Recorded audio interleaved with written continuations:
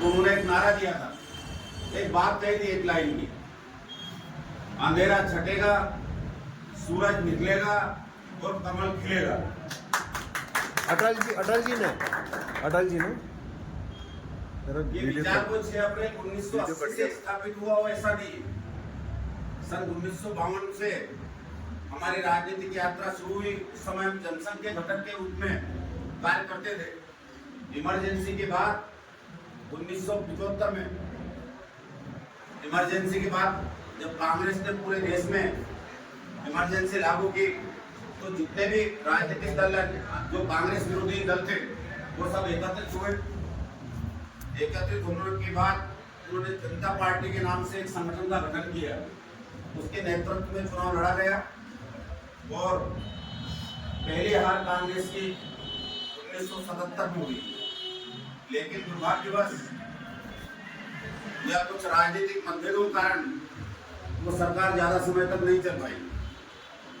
और उस समय के जो जनता party, Samajwadi party, socialist party के जो भी नेता थे, उन्होंने एक बात रखी कि जो संघ से संबंध रखता है वो जनता पार्टी से उसका संबंध नहीं होगा, संघ से उनको नाता तोड़ना पड़ेगा।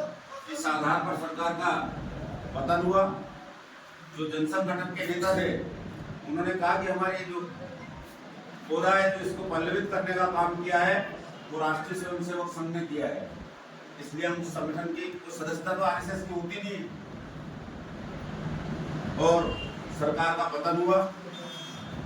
बहुत घोर अंधेरे में जब संगठन पूरा बिखर चुका था, 6 अप्रैल 1980 को जब स्थापना भारतीय जनता पार्टी की गई, तो कार्यकर्ताओं को ऐसा दृढ़ विश्वास था, क्योंकि पूरी जीवटता से, पूरी प्रामाणिकता से भारतीय जनता पार्टी का कार्यकर्ता काम करता है। और 1980 के चुनाव में मात्र भारतीय जनता पार्टी 14 या 15 सीटों में विजयश्री का वर्ण कर पाई। उसके बाद 84 में तो और विचित्र स्थिति हुई, इंदिरा जी की हत्या हुई और एक देश में माहौल बना।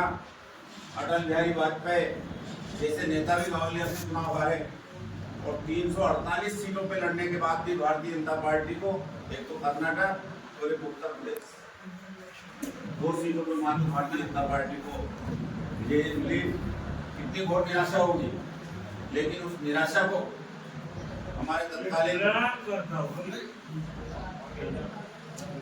जो भी हमारे संगठन के शिल्पी थे, उन्होंने कार्यकर्ताओं की हौसला अफजाई की।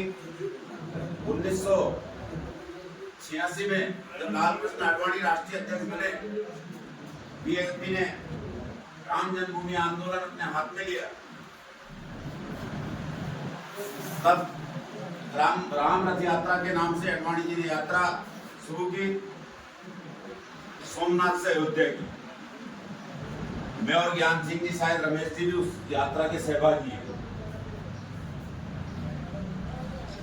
और पार्टी जब 1989 में लोकसभा चुनाव हुआ तो लगभग 90 सीटें जीती। उसके बाद भारतीय जनता पार्टी उत्तरोत्तर लगभग बोली करती गई। सन 1998 में भारतीय जनता पार्टी की 13 दिन की सरकार अटल जी के नेतृत्व में बनी। उसके बाद 5 लगातार लोकसभा चुनाव 1998 से 2004 तक, शायद आम चुनाव 4 बार हुए।